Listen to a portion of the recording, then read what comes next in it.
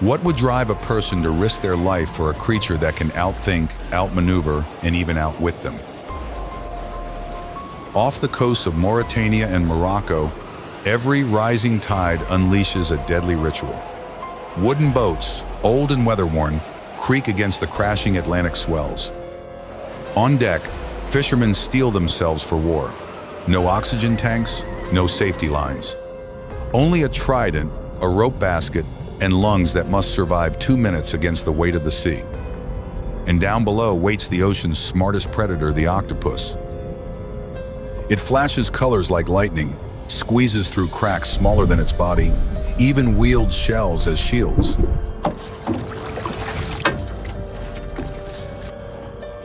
This is not fishing. This is a duel of wit and will, man against the mind of the sea.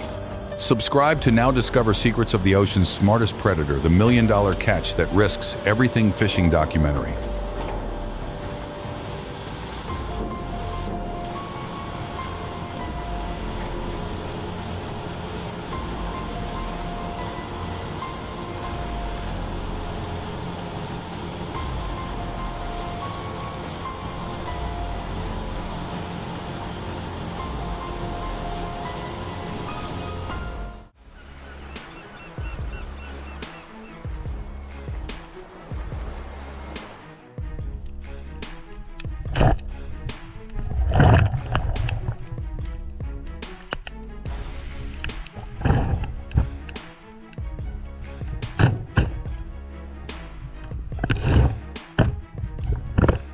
A faint swirl of sand, a line of shells neatly arranged.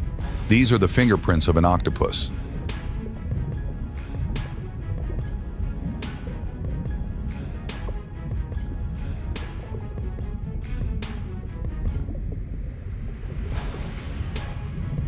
Heart pounding, he lunges one clean strike, one desperate tug, and if fortune holds, a 4-kilogram beast erupts from the sand, twisting like a living cyclone.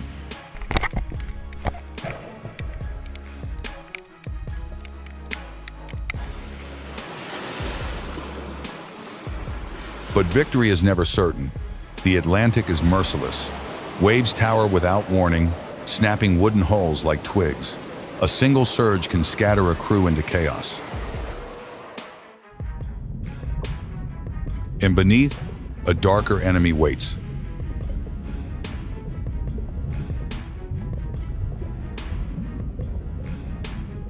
Oxygen. Divers plunge beyond 10 meters with only their breath. Here, science calls it shallow water blackout. Down there, men simply call it death.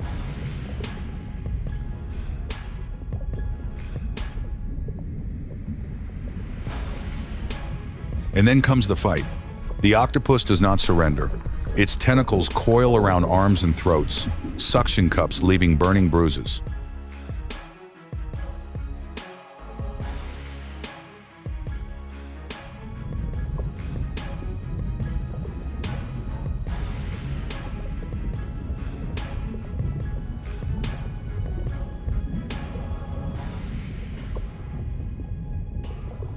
Ink explodes into the water, turning daylight into blindness. In those frantic seconds, survival is no longer a skill, it's instinct.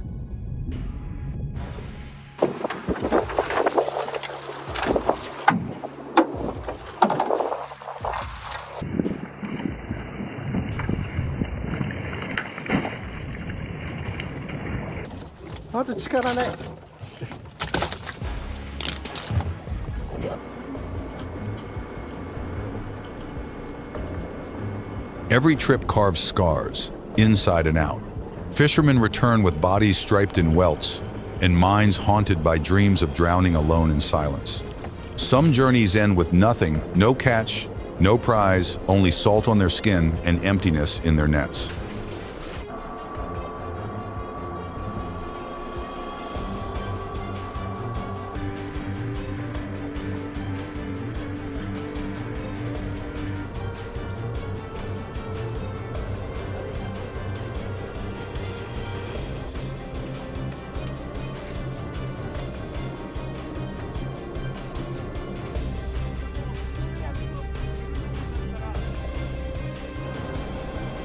yet still they return.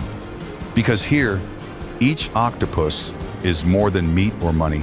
It is a trophy from the ocean's most cunning survivor, proof that man can wrestle knowledge, courage, and a living storm into his hands. In Nuadhibu, the saying is whispered on every dock, each dive is a wager of the soul.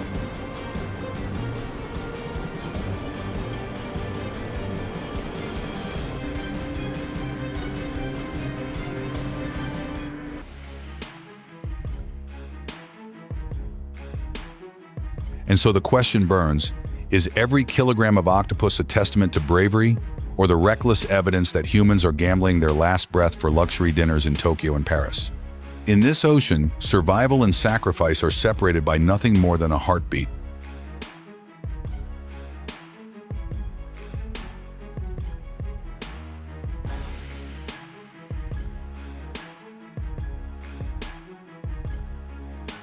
The struggle does not end when the octopus is pulled from the seabed. In many ways, that is only the beginning.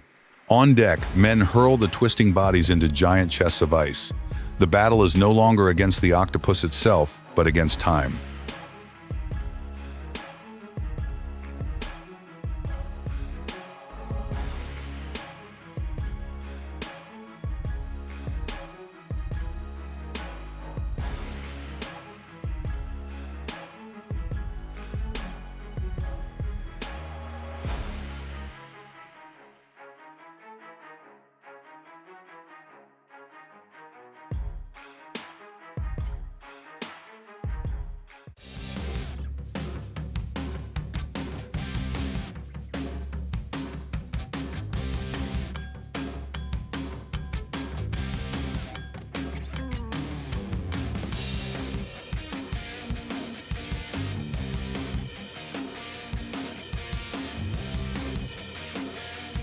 By dawn, the boats push back to port.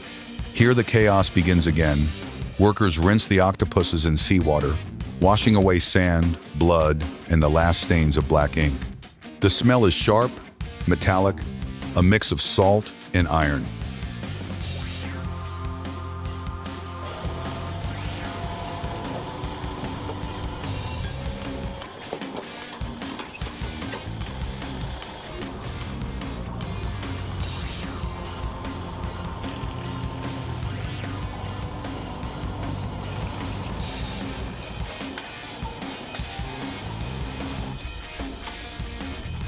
Then comes the ritual of sorting. The largest specimens are kept whole for high-end buyers, destined for luxury restaurants. The smaller ones are stacked into bulk shipments, bound for processing plants that stretch along the coast.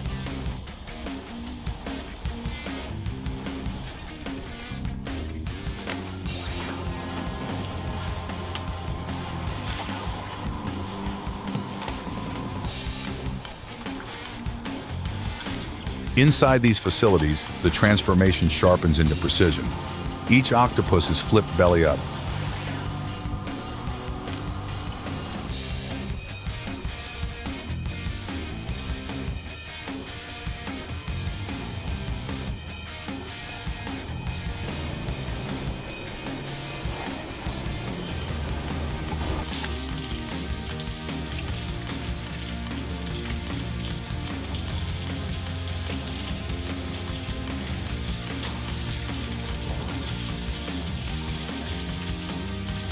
With practiced hands, workers carve out the internal organs in ink sacs, stripping the body to its purest form.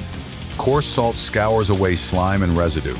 Some batches are plunged into boiling water for only seconds, locking in firmness and natural sweetness before being shocked in ice.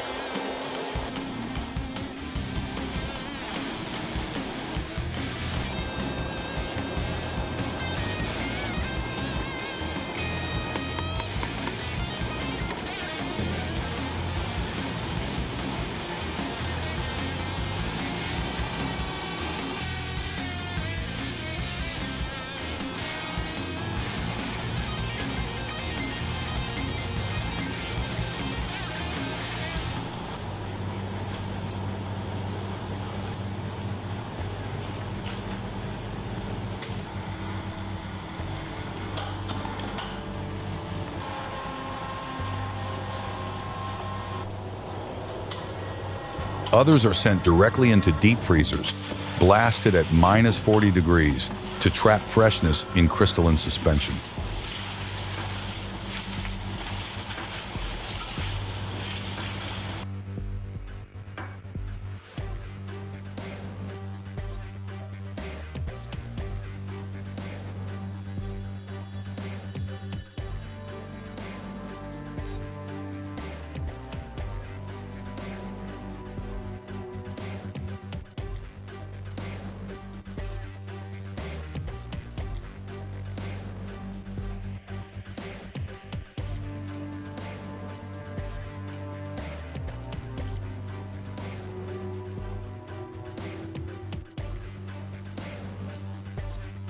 From there, the ocean's most intelligent predator is sealed, labeled, and cataloged.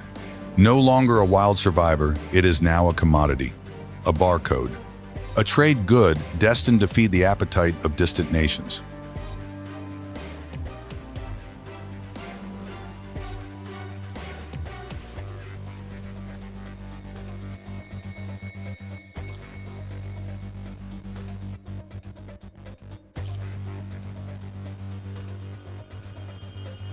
Japan alone consumes more than 100,000 tons of octopus every year. For decades, Morocco supplied nearly half that demand. Today, Korean, Spanish, and European markets compete for the same supply, pushing fishermen to chase further, dive deeper, risk more.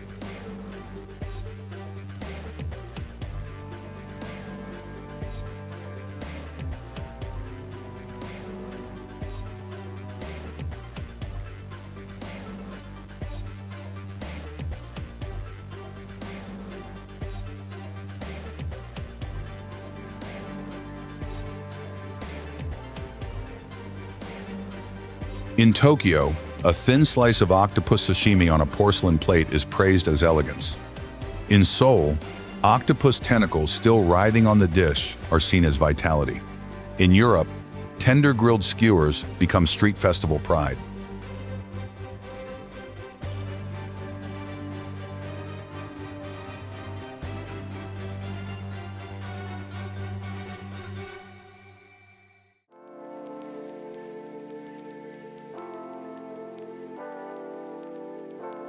But the contrast is violent. 6 tons wrestled from a hostile Atlantic. Men nearly drowned, lungs burning, bodies bruised, reduced to delicate morsels sold for hundreds of dollars. So what carries more weight? The peril that harvested it, or the sophistication of its final presentation?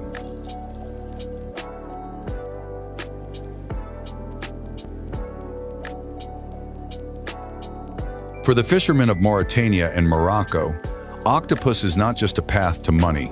It is blood passed from father to son, an inheritance that ties entire villages to the sea.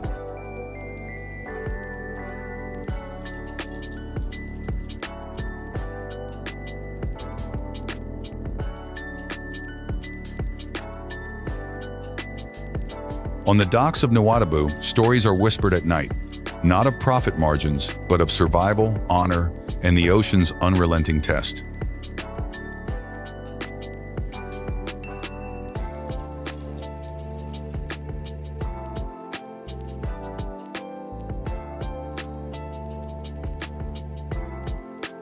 But in the shadows loom forces that threaten this fragile balance. Industrial trawlers sweep the seabed with monstrous nets, tearing ecosystems apart. Scientists warn that bottom trawling kills countless species, never meant to be caught, leaving barren scars on the ocean floor. Against this destruction, the image of a lone diver with a trident becomes almost sacred, less efficient, but dignified.